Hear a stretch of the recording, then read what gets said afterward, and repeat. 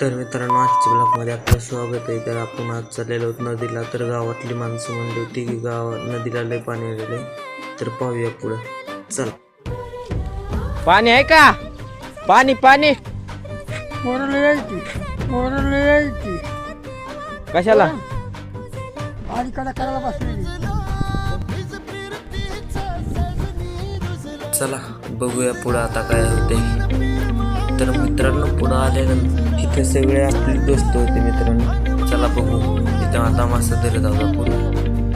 तर मित्रांनो, खरंच आमच्या नदीला लय मोठं पाणी आलेलं आहे. डबल नदी झाल्यासारखं पाणी झालेलं आहे मित्रांनो. धरायला बसलो, बघा किती मोठं माणसं आलेत आमच्यापाशी. बघा आम्ही तरी 10-15 माणसं पकडलाय. ही लास्टचा लय मोठा मासा होता, लय. बघा दाखवतो,